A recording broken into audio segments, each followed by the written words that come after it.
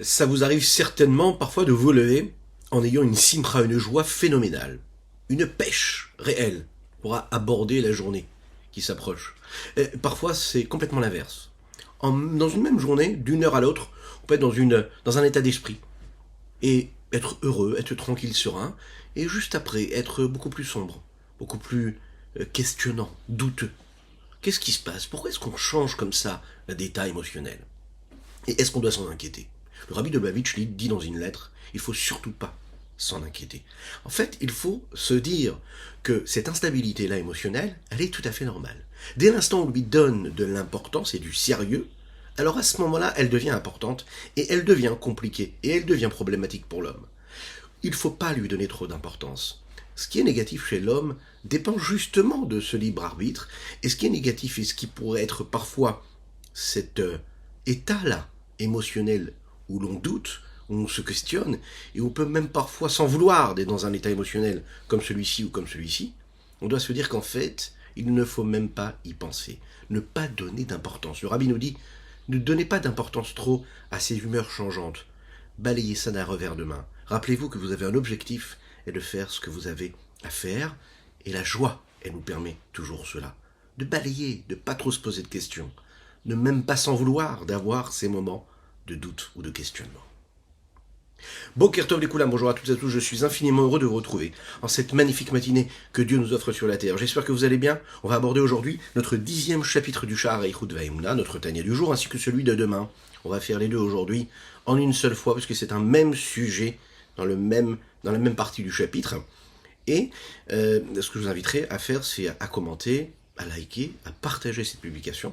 Ce sera juste après ces quelques notes de Nigun que nous étudions aujourd'hui, les Ilouy Nishmat, le Rabbi Eliezer Nissalevitch, à la Shalom, ainsi que les Nishmat Aviou, Mouri, Reb Reuven Ben Nisser, à la Shalom, et bien sûr pour la réfouche chez les mains de Avraham Nissim Ben Sultana.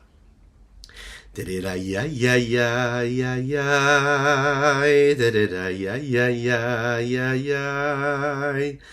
Ay ay ay ay ay ay ay ay ay ay ay ay ay ay ay.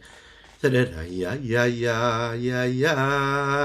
Ay ay ay ay ay. Ay ay ay ay ay ay. Ay ay ay ay ay ay ay ay ay. Ay ay ay, ay ay ay, ay ay ay ay. Ay da da da da da da da da da da da da. Ay ay ay ay ay ay ay da da da. Ay ay ay ay ay ay ay ay ay ay ay ay ay. Ay ay ay da da da da da da. Ay ay ay ay ay. Lechaim, lechaim, lechaim. Nous avons vécu un Shabbat particulier, le Shabbat de Gimel Tammuz, la Iloula du Rabbi de Lubavitch. Est-ce que vous avez pensé à écrire un pan, une lettre à envoyer au Rabbi de Lubavitch? Très important, si vous n'avez pas pu le faire hier, avant-hier, plutôt avant-hier, avant Shabbat ou après Shabbat, faites-le aujourd'hui. On est encore dans l'esprit de ce jour-là. Hein. Faites-le, c'est très très très important de demander une bracha au Rabbi. Le Rabbi, il peut nous apporter toutes les bénédictions du monde, tout près d'Hachem. Il intercède en notre faveur. Le Rav Yekutiel Forkash, un grand rabbin à Yerushalayim, a un jour demandé une bracha au Rabbi pour une petite fille qui était malade, que Dieu nous en préserve. Et puis, il a demandé une bracha, le Rabbi lui a dit, je vais mentionner son nom et cette demande de bénédiction sur le tombeau de mon beau-père, le Rabbi Yosef Yitzhak, comme il avait l'habitude toujours de répondre. Et le Rav Yekutiel Forkash a demandé au Rabbi, il a dit, je demanderai au Rabbi une assurance. Le Rabbi, il a dit, une assurance, je ne peux pas te la donner. Il n'y a que Dieu qui peut donner cette assurance, puisque c'est le Père de toutes les bénédictions, mais aussi le Rabbi Yosef Yitzhak. On sait très bien que quand le Rabbi parlait du Rabbi Yosef Yitzhak, bien sûr, nous pouvons parler de lui de la même manière. Donc il a dit, il n'y a que Dieu, qui est le Père des bénédictions, ou le Rabbi Yosef Yitzhak lui-même, qui peut donner une assurance pour une bénédiction. Donc ce qu'on doit se dire, nous, c'est que quand on écrit une lettre au Rabbi, aujourd'hui, eh bien, on doit avoir cette confiance. Et on a l'assurance que le Rabbi il fera tout ce qu'il faut pour nous apporter les bénédictions. Rabbi Chaim Vital, c'était l'élève de Rabbi Yitzhak Luria. Direct. Rabbi Yitzhak Luria, le Harizal, un des pères de la Kabbalah, Il raconte une histoire extraordinaire. C'est une histoire qui raconte lui-même. Il dit, voilà mon maître, un jour le Harizal, Rabbi Yitzhak Luria, Zichrono Livracha, dormait un jour de Shabbat l'après-midi. On va comprendre ce que ça veut dire. Ça n'est pas du tout une sieste, mais c'est quelque chose de particulier. Et rentré Rabbi Avraham Lévi, et on vu sur Rabbi Yitzhak Luria qui était en train de dormir pendant 2 ou 3 heures. L'histoire, elle le raconte comme ça. Pendant qu'il dormait, ils l'ont vu en fait bouger des lèvres. Il disait des mots, il parlait. D'un moment à l'autre, le Rav s'est réveillé. Son élève lui a dit « Qu'est-ce que mon maître était en train de dire avec ses lèvres lorsqu'il dormait? Il était en train de parler ?»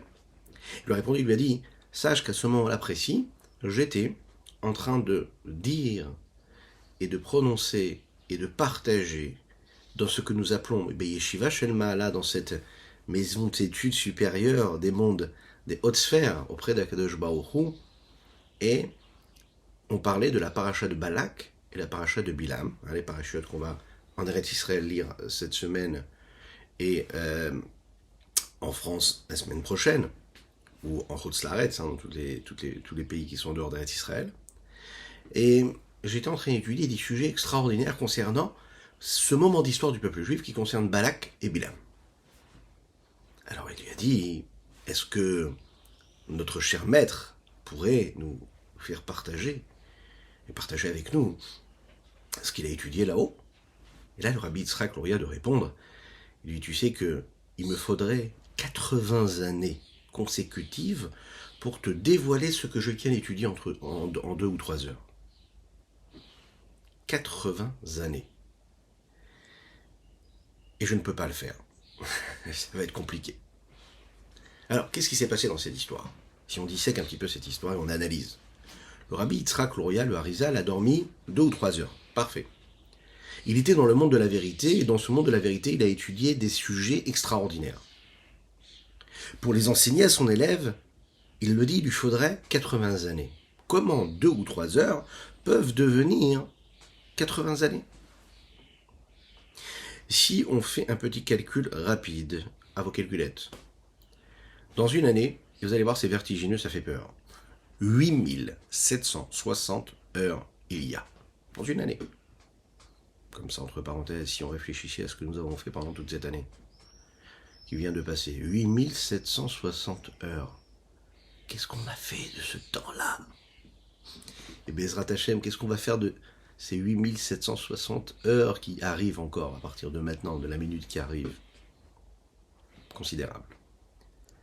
Alors, si on calcule encore, on verra que en 80 années, ce que le Harizal a prétendu avoir besoin pour lui expliquer ce qu'il avait étudié en 2 ou 3 heures, on arrive à un chiffre assez rond, 700 800 heures. 700 800 heures. 80 années d'une vie.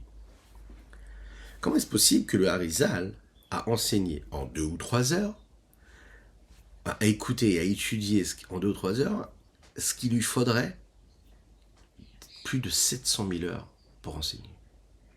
Comment expliquer ce fossé tellement énorme, extrême, qui est dénué de toute proportion? Très compliqué. Alors, si vous avez une explication à donner, donnez-la en commentaire. Sinon, on va voir ce que le Tanya ici nous dit, le Rabbi Shlomo Zalman, et Chaim, à travers ce que nous expliquons de la lumière et de ce qui vient du rayonnement de la lumière et des différences qu'il y a entre ce qui est essentiel et ce qui provient de ce qui est essentiel.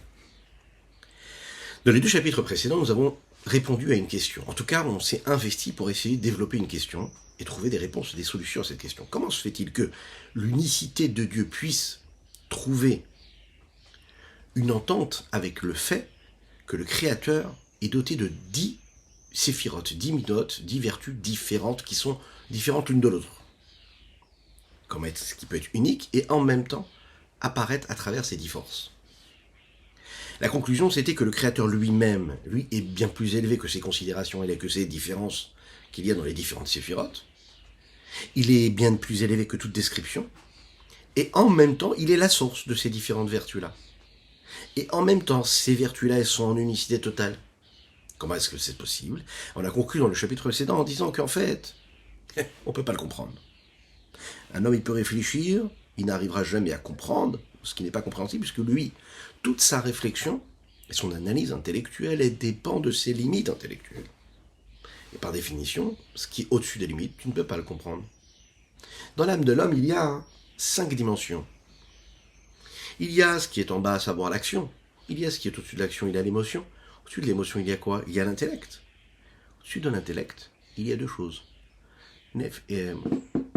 Chaya Yechida, les parties les plus élevées de l'âme. Et elles correspondent à ce que l'homme ne peut pas comprendre. Ce qui dépend de la Emouna, de la foi. Les autres, l'action, c'est la partie Nefesh de l'homme. Là, les émotions, c'est le Ruach. Neshama, c'est la partie intellectuelle. Ce qui est au-dessus de l'intellect, c'est-à-dire que l'intellect ne peut même pas saisir, qui dépasse son intellect, c'est Chaya Yechida, le point culminant de l'âme de l'homme. Un jour, il y a un jeune homme qui a rencontré un rescapé de la Shoah, qui vivait en Eretz Israël. Et il lui a demandé, il lui a dit, dites-nous, pour vous, comment, quand vous avez vécu ce que vous avez vécu, comment est-ce que vous avez eu la Emouna dans Akadosh Baruch Hu? Comment est-ce que vous avez la foi quand vous voyez ce qui se passait à cette époque-là? Et cet homme-là l'a regardé comme ça avec un sourire sûrement et il lui a dit, tu sais, la meilleure façon de l'avoir la Emouna, c'est justement dans ces moments-là. Parce que celui qui n'a pas vécu ces moments-là ne peut pas savoir ce que c'est la Emouna. Pourquoi? Parce qu'ici, quand on habite en Eretz Israël, lui a-t-il répondu, c'est pas compliqué d'avoir la Emouna, il suffit d'ouvrir les yeux, de voir le beau pays que nous avons, de voir ce cadeau-là, de voir la vie, de voir la nature autour de soi, de voir Baruch Hashem qu'on peut vivre en paix, qu'on peut manger à sa faim Baruch Hashem, qu'on peut être heureux, qu'on peut vivre son judaïsme, pratiquer sa Torah. Avoir la Emouna B'Hashem, c'est facile.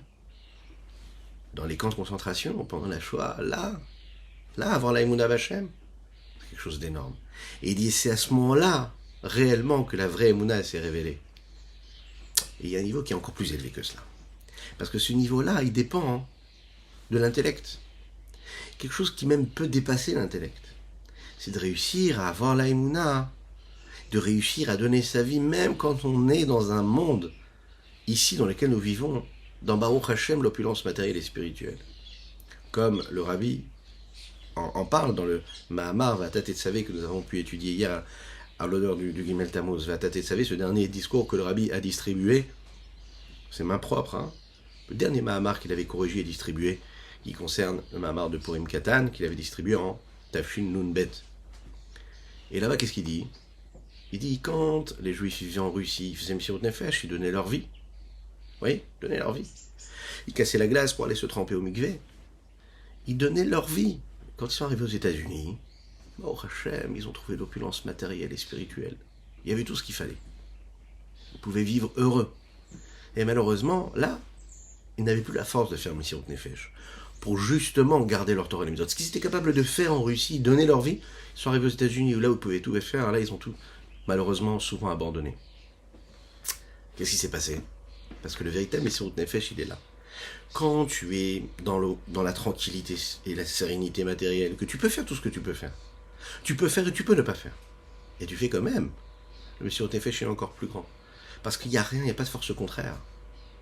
T'as rien à prouver. T'as rien à prouver, quand même tu fais. C'est un niveau de Messirut Nefesh qui est encore plus élevé. Le niveau le plus élevé, c'est quand t'arrives pas vraiment à saisir. C'est la véritable Emouna, la véritable foi. C'est que je ne crois pas parce que j'ai compris qu'il fallait croire. Parce que j'ai des codes, une mode de fonctionnement, que j'ai réussi à saisir. Comment est-ce qu'Akadosh Baruch Hu, il peut être au-dessus de toutes les limites et en même temps être dans les limites des différentes distinctions, des différentes séphirotes, des différents attributs et vertus. Je ne peux pas comprendre, c'est au-dessus de mes limites. Mais, secret de la Emouna, Soda Emouna, c'est ce que nous avons vu dans le chapitre précédent. J'y crois, parce que j'ai la foi. Maintenant, en même temps, on nous demande aussi quelque chose. On nous demande aussi de comprendre. C'est-à-dire de comprendre vraiment ce que je ne peux pas comprendre. Et qu'est-ce que c'est ça? Ça, c'est Chabad. Chochma, Bina, Da'at. De tout faire pour essayer de mettre ça sous une forme intellectuelle. La Emouna, la foi, le Rabbi Shlomo Zalman nous dit ici, c'est la base de tout. Mais dès l'instant où j'ai pris sur moi ce principe de base qui est la Emouna, j'y crois, Et bien sur cette base-là, je vais construire une recherche, une analyse intellectuelle, un approfondissement qui va enrichir ma vie de juif ici-bas sur terre. Non pas parce que je vais faire, parce que Dieu existe, parce que j'y crois et je le fais bêtement. Non, j'y crois, je parle de ce postulat de base, je ne vais jamais remettre en question quoi que ce soit, mais tout en étant dans cette acceptation-là, je vais chercher, je vais me rapprocher de la compréhension. Pourquoi ? Parce que la recherche même, cette quête-là de réflexion et de compréhension et d'approfondissement de ce principe même qu'est l'existence de Dieu ici-bas sur terre, eh bien c'est ma réalité. Et plus je m'en rapproche, plus je touche le divin. Plus je cherche, plus j'essaye de comprendre, plus je comprends un peu et encore un petit peu, plus je me rapproche d'Akadosh Baruch Hu, plus je me rapproche de sa réalité. Même si, oui, avec mes outils bien limités, j'ai du mal à réellement comprendre. L'Echaim.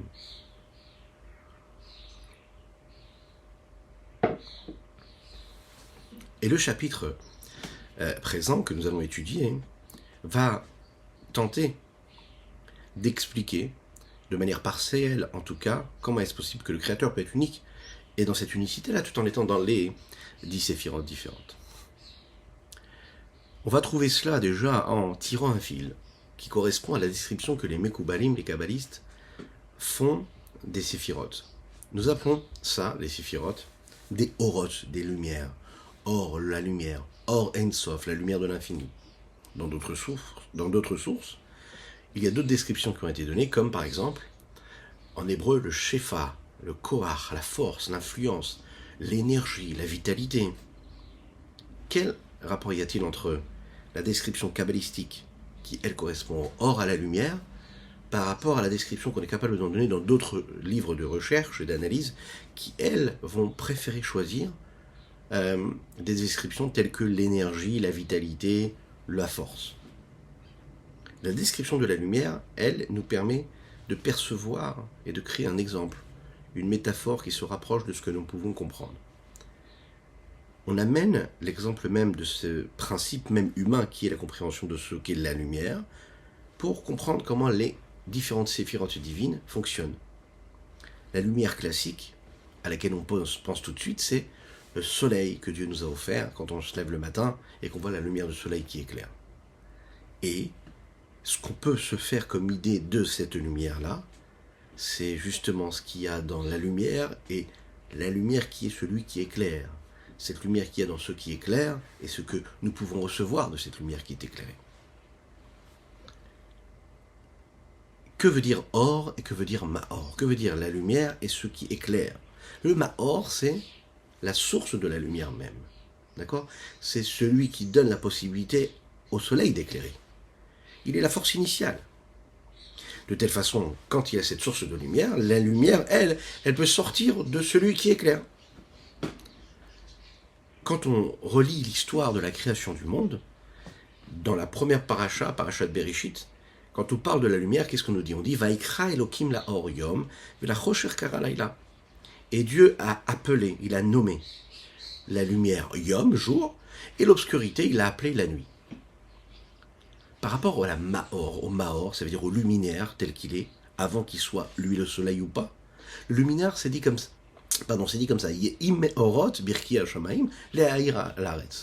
Qu'il y ait des luminaires qui puissent éclairer l'espace dans le ciel, qui soient dans le ciel, et qui puissent éclairer sur la terre. Donc, qu'il y ait des luminaires dans l'espace du ciel, qui puissent éclairer la terre. La logique est dit quoi ? Qu'un homme, il ne peut pas donner à l'extérieur de ce qu'il est quelque chose qui n'a pas à l'intérieur de lui-même. Je ne peux donner que ce que j'ai en moi. Un homme donne de l'argent à son prochain, et donc je comprends qu'il avait de l'argent dans sa main, et il a donné à son prochain. Un homme communique avec son prochain, il va donner ce qu'il a à l'intérieur de lui-même. Comment ? Eh bien, par exemple, il avait une émotion, un sentiment, il avait une idée intellectuelle à partager, ou tout simplement, il voulait demander le sel à son prochain, eh bien, il va exprimer cela à travers des mots. Donc, il a donné des mots qui étaient en lui, d'accord ? Une idée qu'il a traduite par des mots qui sont constitués de lettres, des phrases, une idée, hop, il a transmis. Ça n'existe pas de donner à quelqu'un quelque chose que je n'aurais pas moi-même à l'intérieur. Donc, Un enfant, par exemple, vous savez, qui sort, mais un Hachem pour des bonnes nouvelles pour ceux qui en ont besoin, qui sort du ventre de sa maman. Et de là, on comprend qu'en réalité, bien sûr qu'il il est tout nouveau, qu'il a vécu une gestation qui a duré 9 mois dans le corps de sa maman, et qui après a donné cette naissance-là. Ça ne peut pas exister s'il n'a pas été déjà là présent quelque part. Si du soleil, il y a cette lumière qui vient dans le monde, on est obligé de dire que cette lumière-là qu'il y a dans le monde, c'est-à-dire dont nous profitons, les reflets du soleil, proviennent de quelque part. Donc ils proviennent du soleil. Donc ils sont déjà dans le soleil. Ces rayonnements sont dans le soleil. C'est logique, hein, a priori. Mais on va intensifier pour bien comprendre ce que ça donne après au niveau de Akadosh Baruch Hu et des Séphirot. Si le soleil est capable de faire sortir de la lumière à l'extérieur, ça veut dire que dans le soleil, il y a beaucoup de lumière et que cette lumière-là, elle est tellement profonde, elle est tellement puissante que on va créer ce système-là de voile qui va voiler justement cette intensité de lumière et qui va nous permettre d'avoir un petit filet de la lumière du soleil. La lumière, par contre, quand on en parle et qu'on dit « or la lumière », on n'en fait référence que par rapport à cette lumière qui sort du soleil. Mais nous ne parlons pas, quand nous parlons de la lumière du soleil, de la lumière, de l'intensité de lumière qu'il y a dans le soleil. Prenons un exemple. Quand on sort dans la rue et qu'on voit qu'il y a du soleil, ok, il n'y a pas trop de nuages, Baruch Hashem, il fait beau. Ok. Qu'est-ce que nous disons? Est-ce que nous parlons de l'intensité de possibilité de lumière qu'il y a dans le soleil? Nous disons, aujourd'hui le soleil brille. On dit que le soleil brille. Qu'est-ce que je constate? Je constate seulement les reflets de ce que moi je peux profiter d'avoir, à savoir ce qui descend ici-bas sur Terre. De ce rayonnement-là, je juge et je dis, voilà, il y a de la lumière. Aujourd'hui, il y a du soleil. Quand je dis du soleil, je parle bien sûr du rayonnement que le soleil m'offre maintenant. Je ne parle pas de l'intensité, de toute la puissance de feu et de soleil et de lumière qu'il y a dans le soleil lui-même. Quand nous disons Vaikra Elohim la Or Yom, nous disons Vaikra Elohim la Or Yom. Ça veut dire que je distingue et je dis voilà, qu'est-ce que c'est la lumière? C'est la lumière du jour. C'est la lumière qui est en train d'éclairer concrètement dans le monde. Qu'est-ce qui s'appelle Or? La lumière qui éclaire le monde maintenant, dans la journée. Non pas, Or ne serait pas donc la lumière qu'il y a dans le soleil, mais la lumière que je reçois ici-bas sur Terre. Et la nuance, elle est là. La lumière qui se trouve dans le soleil, qui ne sort pas à l'extérieur, parce que c'est trop intense, c'est trop grand, trop fort, trop puissant, et donc que nous ne voyons pas, n'est pas décrit comme étant le Or, la lumière, ok? D'ailleurs, c'est la raison pour laquelle nous disons Yehi meorot le ha'ir à la Haaretz, qu'il y ait des luminaires qui puissent éclairer la Terre. Et c'est de là que je peux comprendre que c'est précisément la lumière qui éclaire sur la Terre qui est appelée les ha'ir, qui est appelée une lumière qui est là pour être éclairée. Donc j'ai limité quelque part. La question qui vient maintenant, c'est quoi?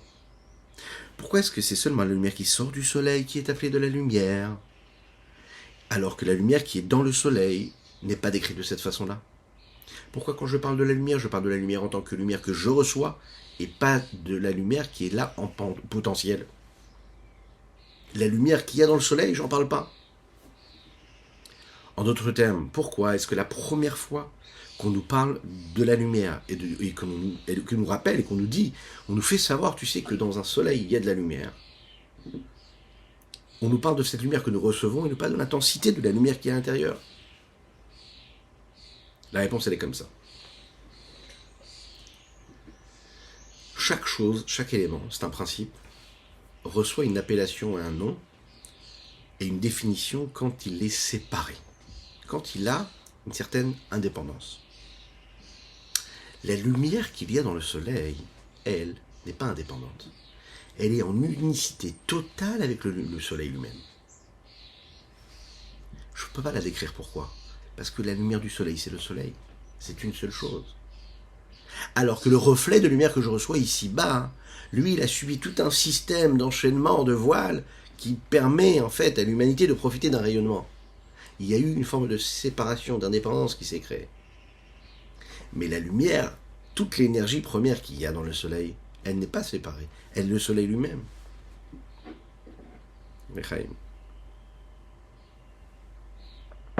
lorsque je donne un nom à quelque chose.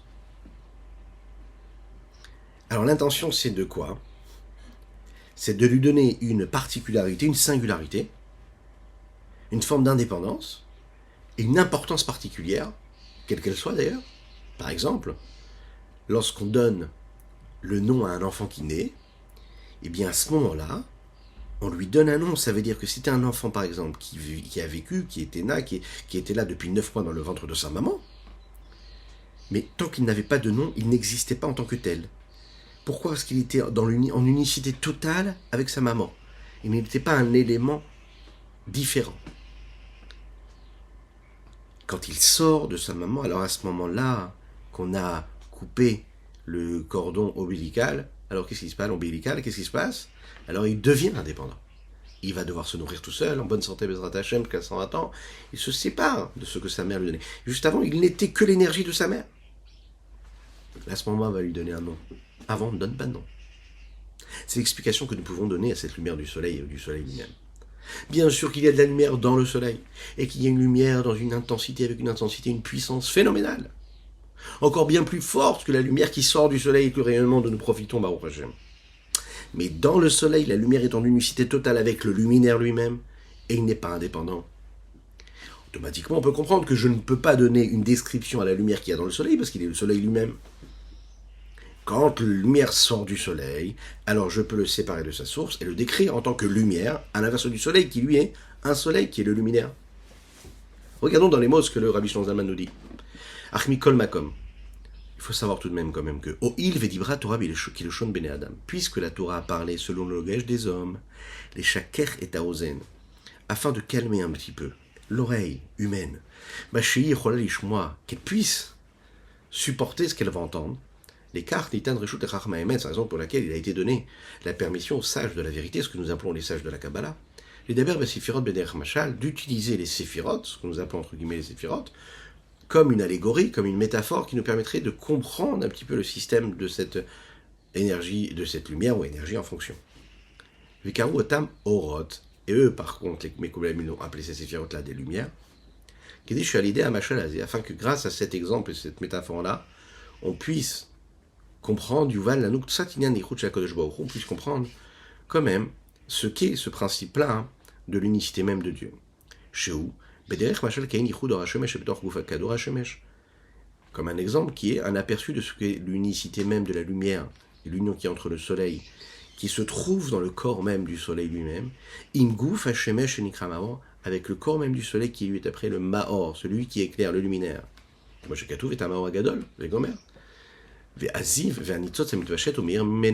Et le rayonnement et l'étincelle qui se diffuse et qui provient, et qui éclaire et qui vient de ce Maor, de ce luminaire, Nikra Or, c'est appelé la lumière. Qui Moshekatov, comme il dit dans le texte ensuite, Vaikra, Elohim la Or Yom. Et Dieu a donné un nom à la lumière, et il a appelé comment? Il a appelé lumière.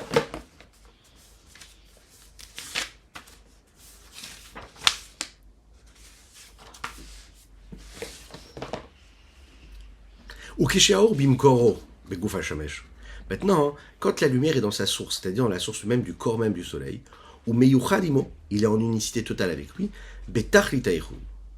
au sommet même de ce que peut être, et à l'extrême même de ce que peut être l'unicité même. Qui est une sham, parce que dans le corps même du soleil, il n'y a rien d'autre qui est rajouté. C'est une seule entité. C'est le corps même du luminaire qui éclaire. Pourquoi? Parce que le rayonnement et la lumière Sham, là-bas, dans le soleil, et ce que nous avons dit oralement, c'est un même corps, c'est une même chose, avec le corps même du soleil. Et il n'a rien d'indépendant, il n'y a rien de séparé de lui.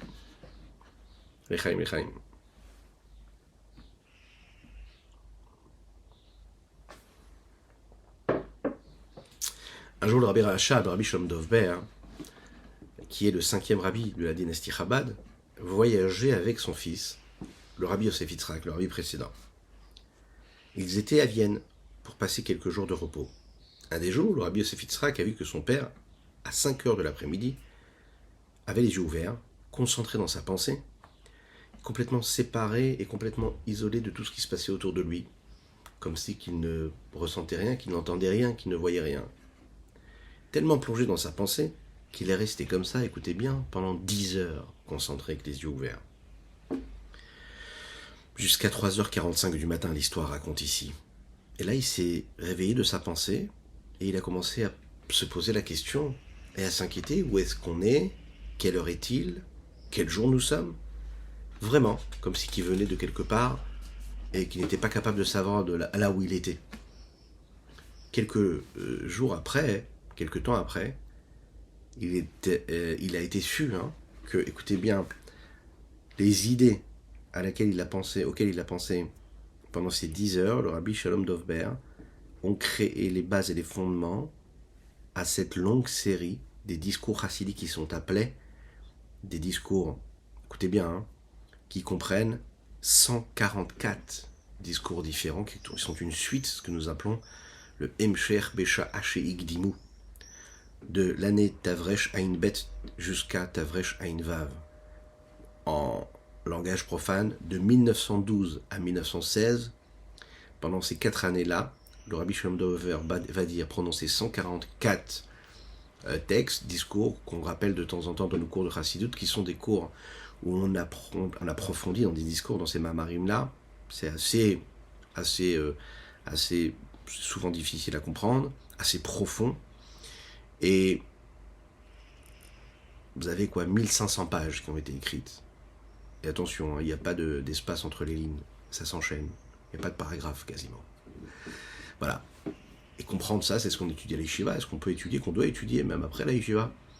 C'est des sujets qui sont très très très profonds de Chassidut. Maintenant, il a été dit que pendant ces 10 heures, là où le Rabbi Shalom Dovber s'est coupé du monde, de ce qui se passait autour, il a mis les bases, les fondements de cette étude-là.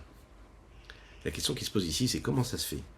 Comme dans l'histoire du Rabbi Yitzhak Luria du Harizal, qui en 3 ou 4 heures, en 2 ou 3 heures, a découvert là-haut ce qu'il aurait besoin de 80 années de vie pour expliquer. La question qui se pose, c'est comment ça se fait que la pensée de 10 heures, elle a besoin de 5 années pour être matérialisée à travers des discours et pour être expliquée à des élèves. La notion de rapport ici, elle est très compliquée à trouver et à comprendre. Et là, on va comprendre qu'en fait, il s'agit en effet d'une seule lumière, mais cette même lumière-là, elle a des nuances de couleurs, des nuances de reflets. Il y a la lumière telle qu'elle sort du soleil, et il y a la lumière telle qu'elle est dans le soleil. Quand nous parlons de la lumière de l'infini Saint béni soit-il, il y a une différence considérable entre le point de regard que je suis capable d'avoir, entre le Créateur lui-même et la créature. Comment la créature voit la chose et comment le Créateur voit les choses. Le Zohar HaKadosh, le Saint Zohar nous dit comme ça que les séphirotes élionotes, les séphirotes suprêmes, supérieures, elles correspondent par exemple à différentes nuances de différentes couleurs. Le Chesed, par exemple, prend la couleur blanche. La Gevura, la force, la rigueur, la force et la puissance, c'est la couleur du rouge. Et chaque séphira va avoir une couleur, une nuance différente. On peut comprendre que je peux apprendre de ce domaine-là, de la lumière et des différentes couleurs, ce que peuvent être les séphirotes elles-mêmes, en fonction de ce qu'elles reçoivent de Dieu. Et ce en quoi elles sont l'expression de Dieu lui-même. Dans le monde de couleurs, il y a d'infinies couleurs. Chaque couleur, vous le savez, et les nuances, elles viennent, la richesse même qu'on est capable d'en faire, d'en créer, elles viennent de 3 couleurs principales. Nous avons le bleu, nous avons le rouge et nous avons le jaune. Si nous avons des artistes ici, n'hésitez pas à me dire ce que vous en pensez. Alors, quand on est capable de mélanger ces couleurs-là d'une façon ou d'une autre, c'est à ce moment-là que ça donne toutes les nuances des différentes couleurs qui existent. Le bleu, le rouge et le jaune. Maintenant, on sait, plus ça évolue, plus on peut comprendre comment on est capable de faire des combinaisons qui vont donner une richesse phénoménale de ces couleurs-là. À l'inverse de toutes ces différentes couleurs, la lumière elle-même, elle reste transparente, la lumière. Elle n'a pas de couleur. Elle est transparente et pendant des milliers d'années, les scientifiques ont pensé que la lumière manquait d'une couleur et en fait que les couleurs existaient dans ce que la lumière était capable de rencontrer. Et non pas dans la lumière elle-même, mais lorsqu'il y avait une réflexion de la lumière sur un objet, et que là, à ce moment-là, la couleur prenait justement de la couleur. Et les scientifiques, pendant des années, des milliers d'années, ont pensé que cette lumière-là n'était pas faite et n'était pas constituée de ces lumières, et que ces lumières n'étaient pas dans la lumière elle-même. Newton est arrivé, et lui, ce grand scientifique, a prouvé qu'en fait, le rayonnement du soleil, qui était là et qui traversait l'espace, était capable, lui, de se mettre en différentes, par l'intermédiaire de différents voiles, membranes, etc., de donner à travers son rayonnement justement une palette de différentes couleurs. Il a prouvé aussi que ces mêmes couleurs-là avaient la possibilité de s'interchanger et que toutes ces différentes couleurs-là étaient à l'intérieur même du rayonnement de ce soleil-là. Donc quand je vois le rayonnement d'un soleil qui a priori, dans ce rayonnement-là, il n'y a pas de couleur, il m'a l'air complètement transparent, et bien il faut savoir que ce même rayonnement-là, il peut donner naissance à un moment précis à différentes couleurs. Il peut y avoir une même entité qui, dans des situations particulières, vont donner la possibilité d'existence à d'autres entités. Ça veut dire que toutes ces réalités-là différentes, toutes ces nuances-là, elles ont une indépendance, elles ont une couleur différente, mais elles ne sont qu'une seule et même lumière. En même temps, il peut y avoir une seule lumière, et en même temps, il peut y avoir des différentes nuances de lumière qui vont apparaître à travers les différentes nuances de couleurs. Cette idée-là, elle nous permet de comprendre un petit peu plus ce que Dieu peut être. Cette idée-là aussi, elle est ce que nous pouvons comprendre d'une idée. La richesse d'une idée. Prenons quelque chose comme ça qu'on pourrait prendre comme exemple, justement l'idée. Lorsqu'un homme, par exemple, veut expliquer une règle générale, une idée, il a besoin parfois d'amener beaucoup de détails, beaucoup de points particuliers. Il a besoin d'amener justement ce qu'on est en train de faire ici, des métaphores, des allégories, des exemples, des histoires, des choses, des anecdotes qui vont lui permettre de se rapprocher, de trouver des détails qui pourront permettre à celui qui est en train d'écouter de recevoir ce qui va être compris ici et ce qui est censé être compris. Dans cette situation-là, on va avoir une différence considérable entre celui qui parle et celui qui écoute. Celui qui parle, pour lui, toutes les expressions qu'il est en train de faire, tous les exemples, toutes les métaphores, toutes les allégories qu'il est en train de nommer et développer, elles sont là pour exprimer quelque chose d'unique, une idée qu'il a à la base. Mais il va employer énormément de termes ou d'idées pour essayer de se rapprocher le plus de l'explication qu'il veut en donner. Dans chaque détail, il voit en réalité ce qui va lui permettre de montrer ce qu'est la photo globale. Celui qui entend, lui n'entend pas en fait ce qui est global. Il entend des petits points particuliers. Et ces petits points précis, chaque petit détail, qui sont en réalité des petites unités, qui existent à part entière, de manière indépendante, il va petit à petit construire dans son imaginaire ce qu'il est en train de comprendre, et en prenant chaque petite pièce ici de ce puzzle, des petits détails qu'il est en train d'entendre, il va construire et arriver à la compréhension de l'idée initiale que celui qui était en face de lui était en mesure et voulait lui transmettre. La conclusion, c'est que lorsque celui qui parle est en train de développer une idée précise, il y a une différence entre ce qui est à l'extérieur et ce qui est à l'intérieur. Celui qui est en train de parler, il doit développer ici un seul sujet, et son but à lui, c'est de transmettre un seul sujet, une seule idée. Alors que celui qui entend, il reçoit en fait cette même idée-là à travers plusieurs filtres, à travers l'intermédiaire de différentes choses, différents détails, que quand il va les recouper tous ensemble, là, il va arriver à la compréhension. C'est la raison pour laquelle on peut comprendre ce qui s'est passé avec le Rabbi Yitzhak Luria, le Harizal. Le Harizal, en fait, en 2 ou 3 heures, il a compris un sujet, le développement d'un sujet.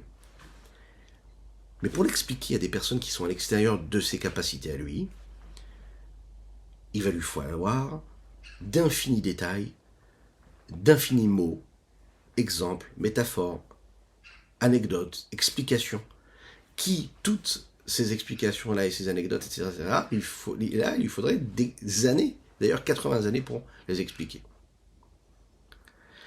C'est l'explication aussi que nous pouvons donner à l'histoire du Rabbi Rachab et Rabbi Shalom Dov Ber avec son fils, le Rabbi Yosef Yitzhak. Il a vu un sujet, et pendant ce sujet-là qu'il a développé pendant ces 10 heures-là, il a fallu, pour les exprimer, pour les transmettre à ses élèves, d'infinis détails, d'explications. Et d'ailleurs, quand nous étudions ces Mahamarim, ces discours-là, au nombre de 144, il lui a fallu 5 années. Parce que quand on les étudie, on voit comment chaque idée est approfondie, dans tous les détails, à travers des métaphores, à travers des allégories, à travers une explication approfondie. On ne peut pas voir ce que le Rabbi Rachab, Rabbi Shalom Dov Ber a vu, lui, tout seul, pendant ces 10 heures. Mais on voit tout ce qu'il nous a expliqué, qui nous permet d'atteindre, quand on comprend vraiment ce que le Rabbi Rachab, Rabbi Shalom Dov Ber voulait dire.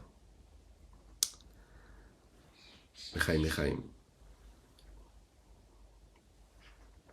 Ce qui est très intéressant d'ailleurs, c'est de voir que dans ce que le Rabbi Shalom Dov Ber développe, un des sujets principaux qu'il développe dans ces Mahamarim, là, dans cette continuité de Mahamarim qui est appelée Besha Shigdimu, un des sujets principaux, c'est cette question, à savoir, est-ce que la lumière est transparente ou est-ce qu'elle a une couleur?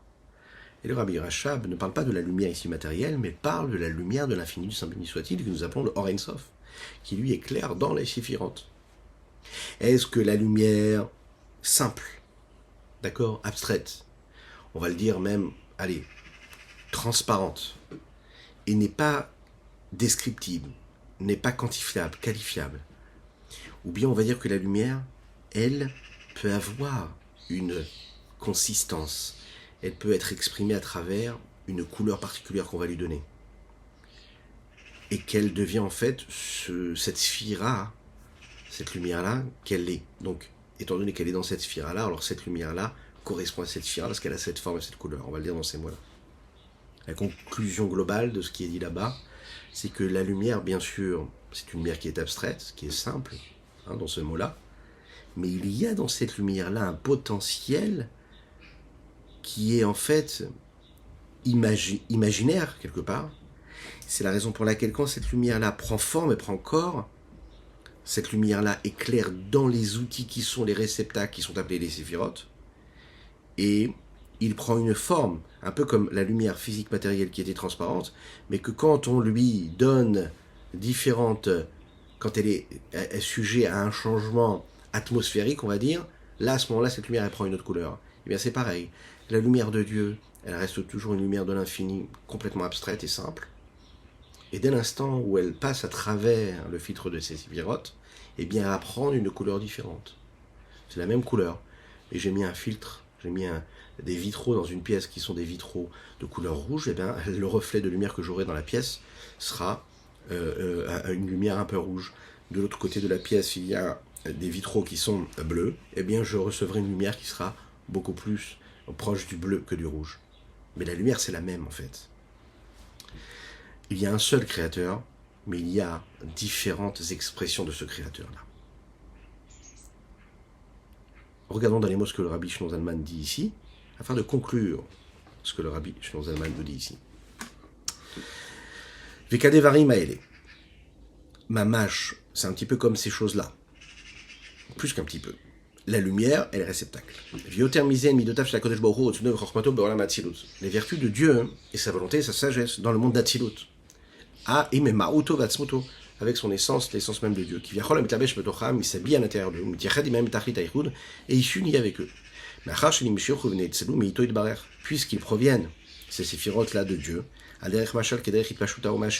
comme exemple que nous avons donné avec le soleil qui provient du soleil, la lumière qui provient du soleil. Ça veut dire le rapport qu'il y a des séphirotes avec Dieu, ça ressemble à ça, mais c'est pas vraiment cela. Pourquoi? Parce que c'est ce qui nous permet de comprendre et de se rapprocher un petit peu de cette compréhension-là, parce que le chemin d'Akadosh Baruch Hu est très très éloigné de ce que nous on peut comprendre et saisir. Au Mikol Makom, ce qui correspond dans les mots au Tanya de demain, Mikol Makom, tout de même il faut savoir que les Shaker Haosem, afin de, comme on l'a dit tout à l'heure, d'apaiser l'oreille. Nishma v'nitbonen mimshal or hashemesh miuchad batel mimkoron, on va comprendre, on va saisir, on va analyser de cette lumière-là du soleil, cette unicité-là qui s'annule complètement à sa source. Ve'eno ole beshem klal bifnei atzmo, et qui n'est pas capable, on a du mal à le décrire réellement, de manière indépendante. Rak shema makor levado. Il n'est que ce qu'il est à travers ce qu'il est en tant que source de soleil, de lumière, qui est le soleil lui-même.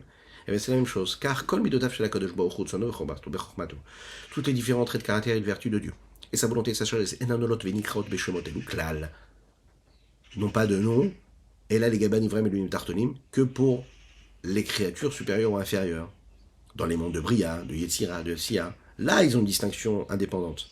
Shavayata v'chayutam, ce qu'ils sont, leur vitalité, vanakadam, leur conduite.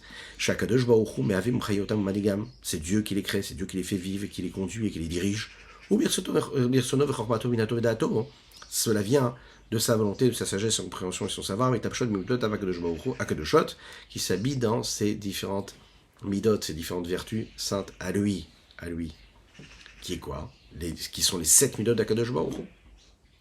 Qui dicta Midrash, comme il est dit dans le Midrash, Ba'asarat Varim Nivra Olam, le monde a été créé par 10 choses, Bechorma, Bitvuna ou Beda'at, par justement cette sagesse, ce qu'on appelle Chorma, Tvuna, Da'at. Mais la source de tout cela, c'est quoi? C'est Hachem lui-même. Ça veut dire quoi? Dirtiv. Hachem Bechorma Yassad Aretz Konen Shamim Bitvuna B'dato Tomot Nifkao Vechule. Kadosh Baruch Hu, avec sagesse, il a fondé la terre, le ciel, il l'a dirigé, et il a érigé plutôt. Comme, avec quoi? Avec la Tvuna, avec cette notion-là de Bina, de compréhension. Bedato Teomot Nifkaou Vegomer. Et avec son Da'at, avec le Da'at, il a séparé les cieux. Ukma'amar, et les abîmes. Ukma'amar, Eliyahu, comme dit Eliyahu, le prophète Eliyahu, il dit dans le Zohar, De apikat asar tikonin v'karinan leon asar sefiran. Ne'anehaga be'olamin setimid de la Ilgalian. Ve'almin de l'Ilgalian, ou ve'onikesiat roulé. Toi, maître du monde, tu as fait sortir ces 10 tikkunim, ça veut dire ces 10 séphirot, qui à la base sont appelés des tikkunim, et tu leur as donné des noms, tu les as appelés Vikarina Neon, Asar Sephiran. Tu les as appelés les 10 séphirot. Pourquoi? Pour conduire le monde, les mondes cachés qui ne sont pas dévoilés, et qui ne sont pas dévoilés à la capacité de compréhension de l'homme, afin de diriger les différents mondes cachés qui ne sont pas dévoilés, et les mondes aussi qui sont dévoilés. Et par l'intermédiaire de ces séphirot-là, tu te caches vraiment en réalité, de ce que tu es toi-même. Voilà ce qu'on peut dire sur notre Tania. Je vous souhaite une excellente journée, je vous souhaite une excellente semaine, Shavuot Tov ou Mazal Tov, que des brachot, des bénédictions dans tous les domaines matériels et spirituels, que Dieu fasse que tout ce que vous allez entreprendre soit dans une réussite totale et complète, comme Dieu le veut, dans la joie la plus totale, Be'ezrat Hashem, et les bénédictions la plus totale. À bientôt.